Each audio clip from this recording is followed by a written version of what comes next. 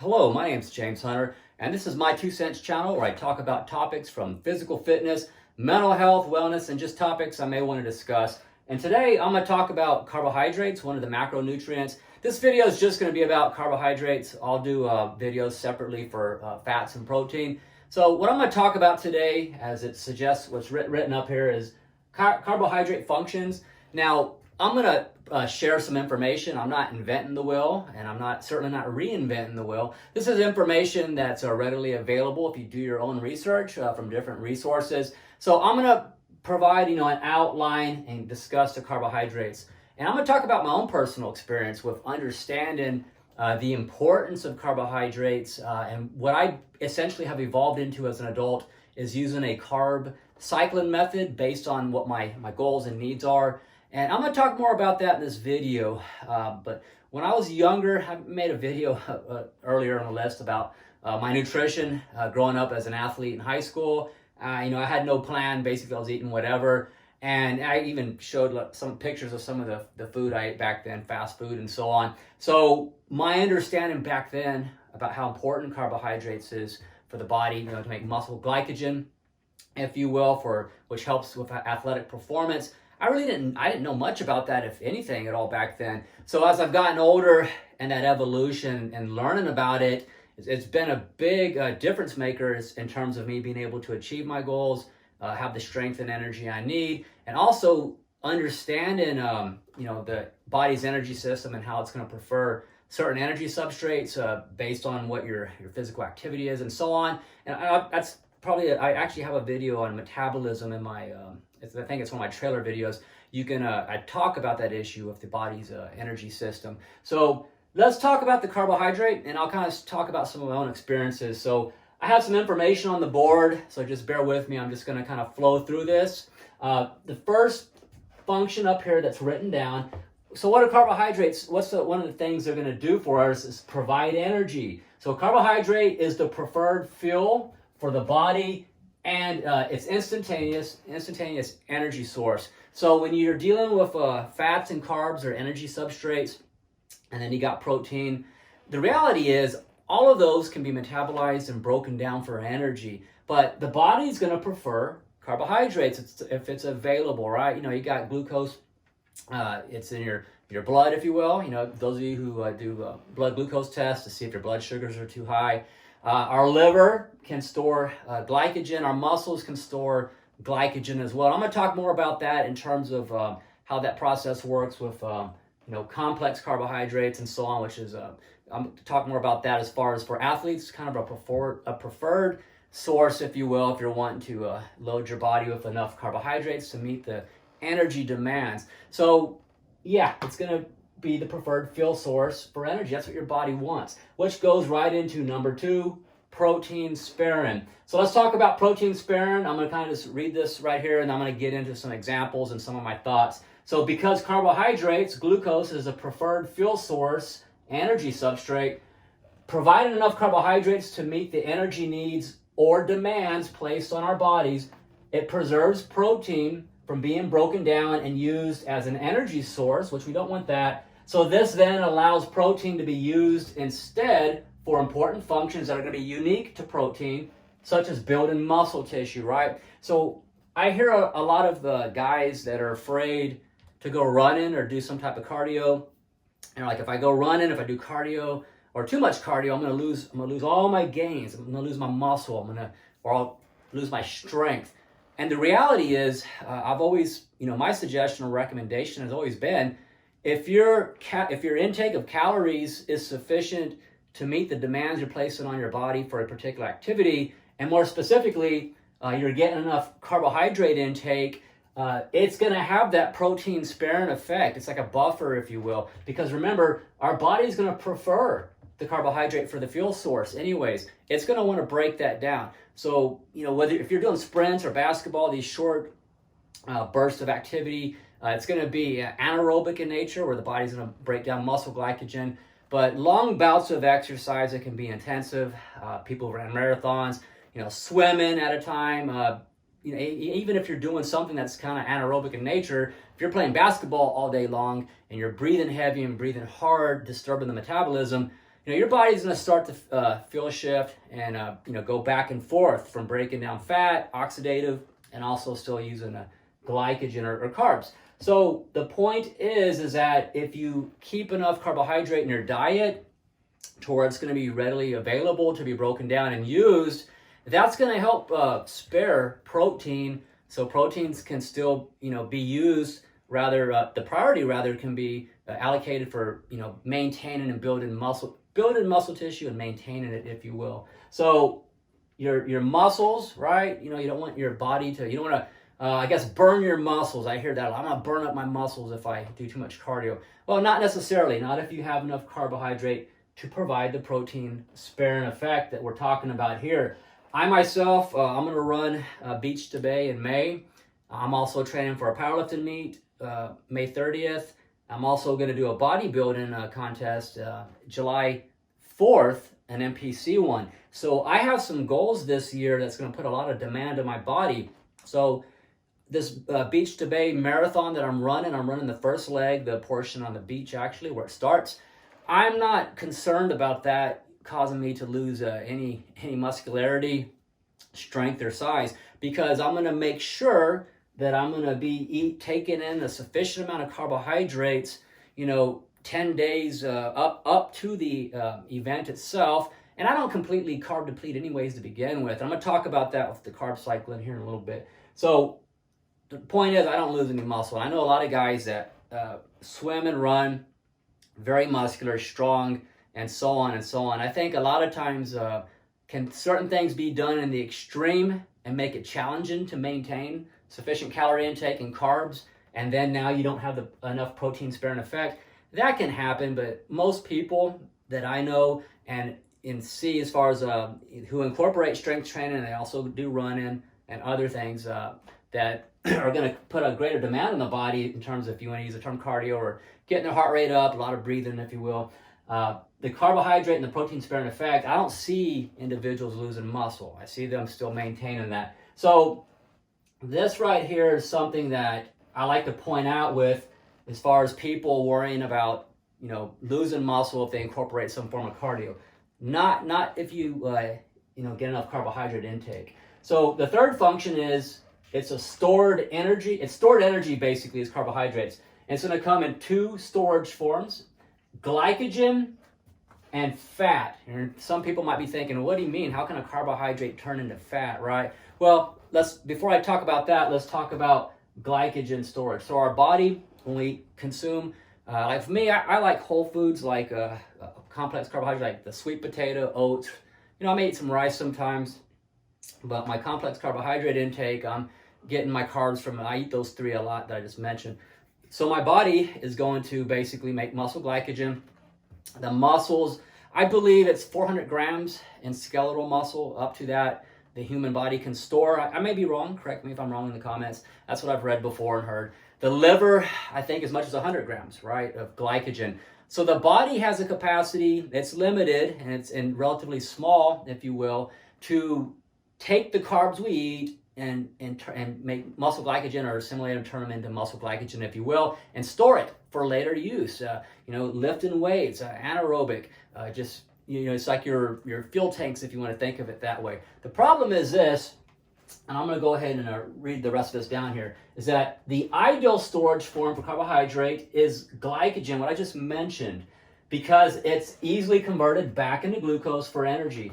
The storage capacity for glycogen in the body is relatively small, as I mentioned, or limited, so that when glycogen capacity is filled, the excess carbohydrate can be converted to and stored as fat.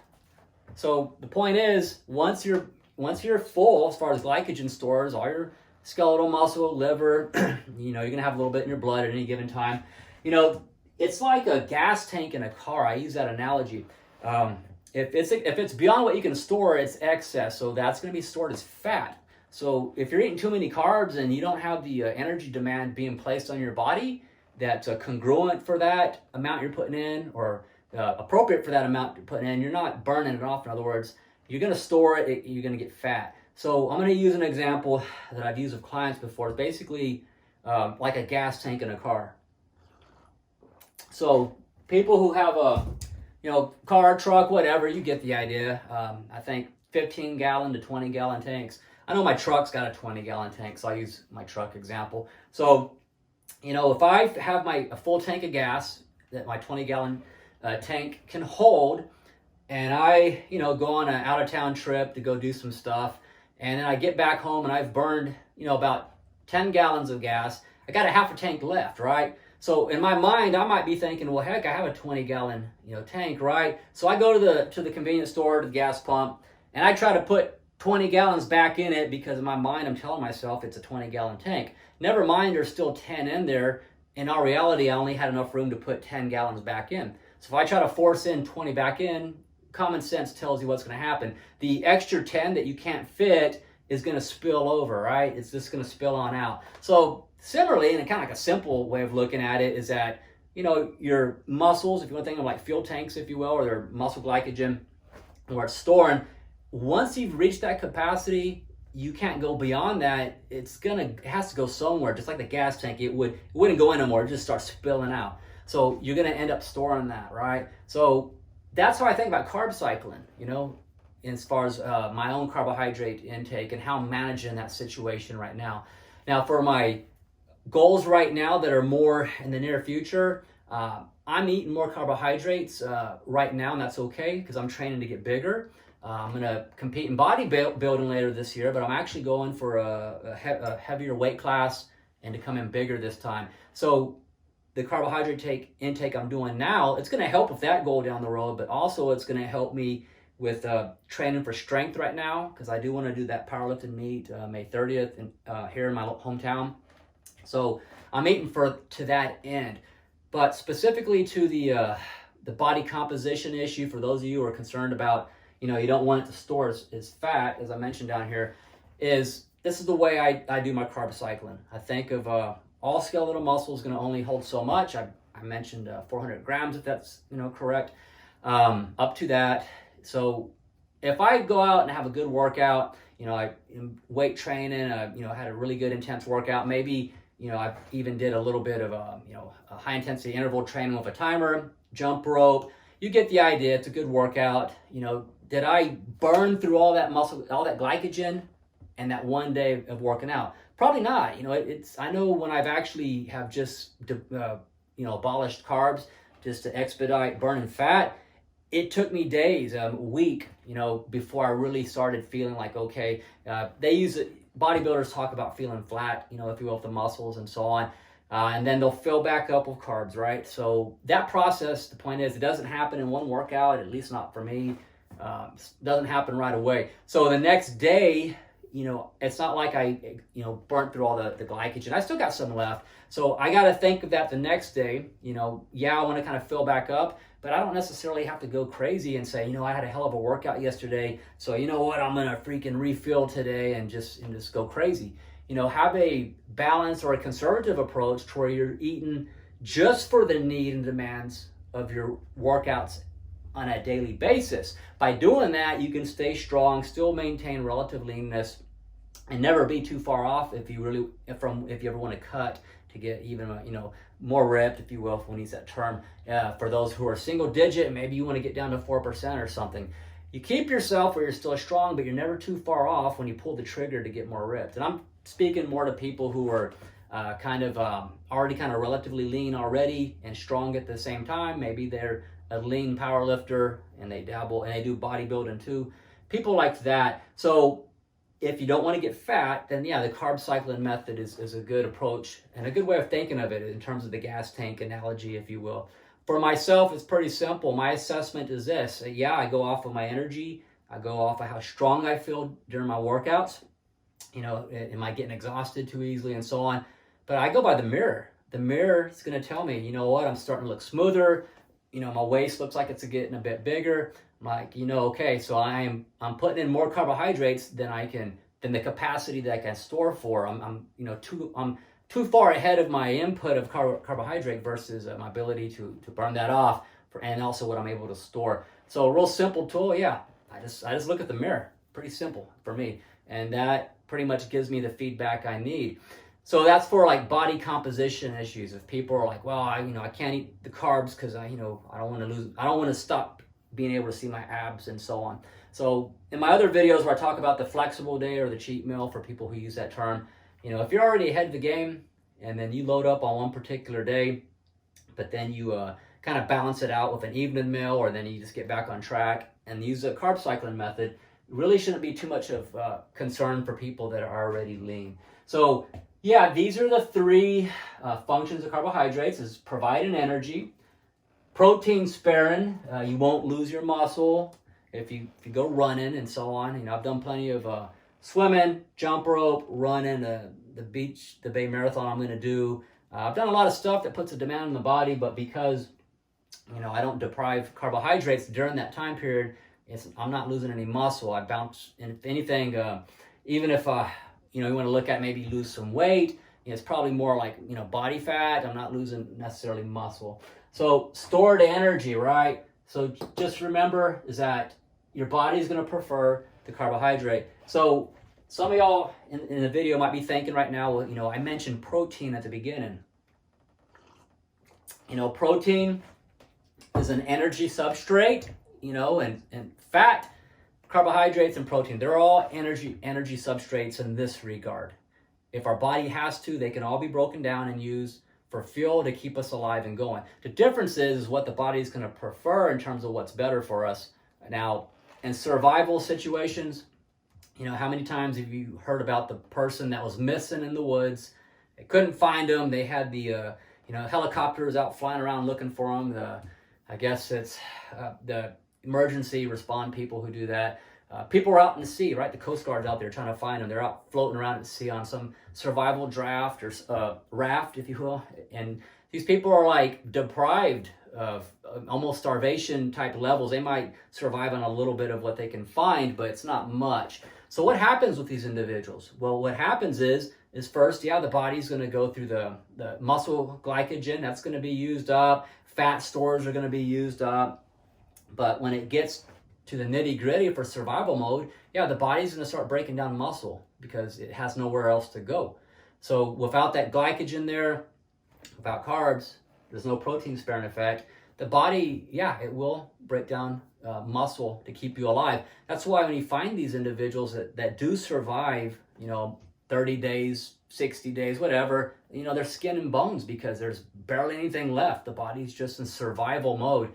So extended bouts of exercise that are very extreme, is it possible that, you might compromise the body going after, muscle tissue? Yeah, it's possible if you don't have enough calories and, getting the carbs that you need and so on and so on. So these are just some of my thoughts and also information that's out there.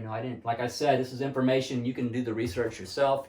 So let's talk about a little bit more up here in terms of carbohydrate intake for athletes. I mentioned in my other video about when I played football in high school, ran track and field. There are certain days where I just didn't feel as strong or I would fatigue quicker. In hindsight, when I look back, those are probably the days that I didn't get enough carbohydrate intake. I pretty much ate what my mom put on the table to eat. My mom didn't know anything about nutrition for athletes back when I played high school football and ran track in the 80s. It's what it was.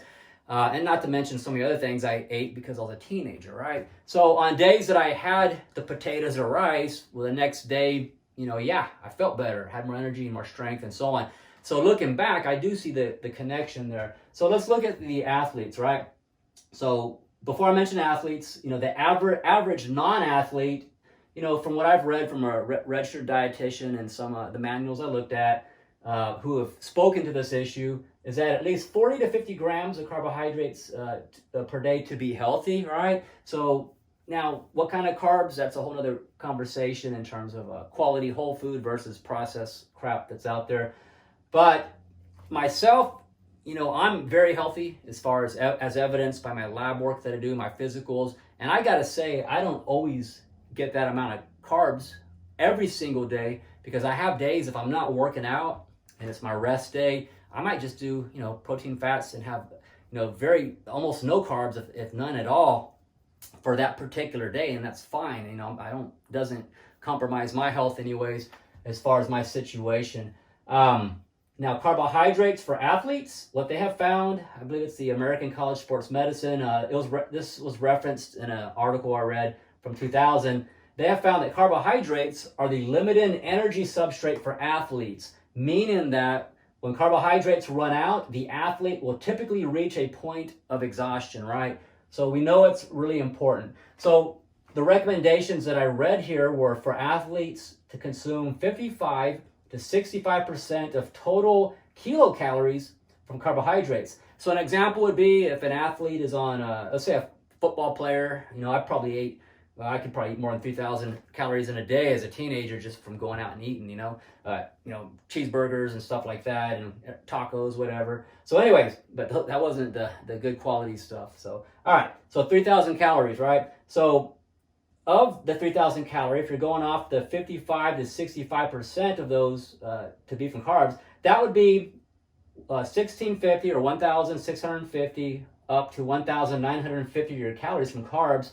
Or if you want to look at it in terms of grams, that would be eating 412 grams up to 487 grams of carbs per day on a 3,000 calorie per day diet. Now, when I played sports growing up, I'm pretty sure I did not eat that many carbohydrates, not because I didn't think I needed to, I just didn't know, right? So that's for me, for where I'm at right now with my goals for this year and this summer.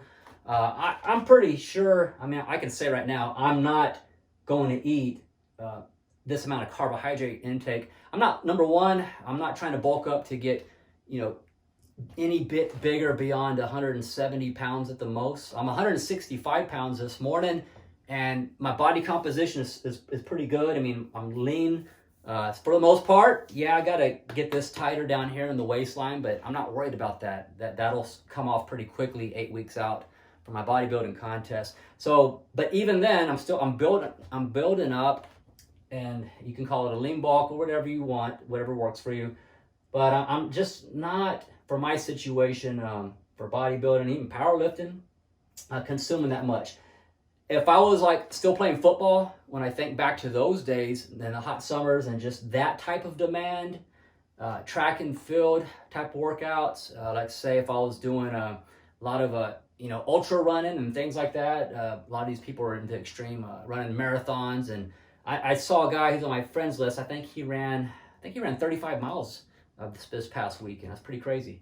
Well, not crazy to him if they're into that. For me, because I don't have the conditioning for that, I'm just not going to try to run 35 miles without stopping. So anyways, point is, for those type of activities, yeah, I would be eating that much, that amount of carbs, because the activity level is going to, justify it. But for weightlifting and bodybuilding, powerlifting, bodybuilding, for my size, for this kind of my frame and the muscularity I carry, it's just I don't have to eat that much for my situation unless I'm going to try to just get bigger. But for me, it's not worth it to try to get bigger if it's not going to be quality in terms of muscle. I'm not going to eat just to gain weight if my body fat percent is going to start going up.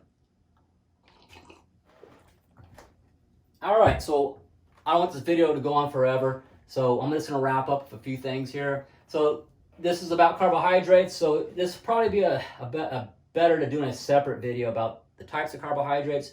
But if you're wondering how I think about it when I'm choosing my meals, I'm going to be careful of simple carbohydrates, all right? Which are sugars. You got glucose and fructose. Those are like fruits and vegetables. Galactose, which is one of the sugars in milk. You got sucrose, which is basically table sugar. Lactose, milk sugar. Maltose, grain sugar. So for myself, I don't mind eating things like, in moderation, some blueberries, maybe a little bit of strawberries sometimes. I might do a little bit of banana. So if I'm going to get some simple carbohydrates, it's going to be from fruit, essentially.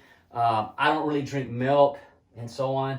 So that's, for me, if I want to be able to see my abs and stay, single-digit body fat and keep it where it's manageable, then I need to watch my simple carbohydrate intake and keep it to a minimum. I don't want table sugar, sodas, and crap like that. You can't do those types of things if you're serious about being being fit and wanting to be lean, or for those of you who may want to get like single digit body fat, like for somebody who competes and so on. So yeah, the sugars, it's just something that I'm not really I'm not a big fan of adding sugar to stuff like coffee. I drink black coffee, that's it. I don't add nothing, creamers, things like that. Food labels, I'm always watching out for any type of product I buy. I look at the nutrition label. First thing I go to is sugar. How much sugar is in here. Hopefully none at all, or it's very minimal, right? So sugar is real important. It's short-lived energy, if you want to think of that way. I know people who they'll get like the donuts or the something that's real sweet, and they feel really good, but then they crash and then they have no energy for the rest of the day. So let's move on to complex carbohydrates, digestible starch. So sweet potato, I'm just gonna name a few. I'm not gonna get into everything. Sweet potato, oats, rice are my preferred ones that I go to. Yeah, you got pasta, you got other stuff that's you can consider a carbohydrate. I'm not a big fan of bread. I think bread just makes you fat, especially it's, flour, it's bleached or some of it's processed, whatever.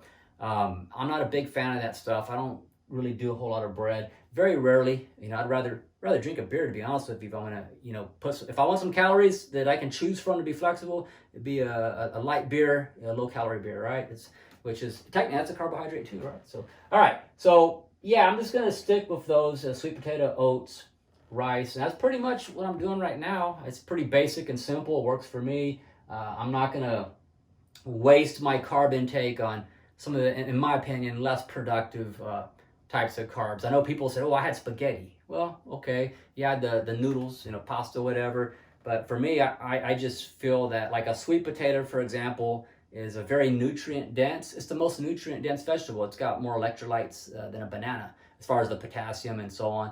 But anyways, so yeah, just when you incorporate the carbohydrates, make them quality, make them count, and be careful of sugar, right? So if this video got you to think about the role of carbohydrates, how it's important, and how you're going to incorporate that into your diet based on your goals, do some research. This is information I shared, and there's more that can be said about carbohydrates than just these 3 points, but I thought these were important for people who, whether you're a gym rat, you're just trying to get big and strong, or you want to maybe learn how to cycle carbohydrates based on energy demands. Maybe you didn't know about skeletal muscle, making glycogen from carbs, and that it only has a capacity to store up to a certain amount. And if you eat beyond what you can store, then yeah, it's like that spillover effect. It's be stored as fat instead of glycogen, which you don't want that. The ideal situation is glycogen, remember, and it's the preferred fuel source. So it's not a bad thing. It's just about balance and understanding how to manage it. So I hope this video helped. If it got you to think and maybe helped to give you a better understanding, please like the video. If you haven't already subscribed to my channel, I appreciate the support. I'm going to continue to make more content on videos. Like I say at the end of all my videos, physical fitness, mental health, wellness, exercise-related stuff, and sometimes just topics I might want to feel like discussing. So until I make another video, you'll have an excellent day, and thank you.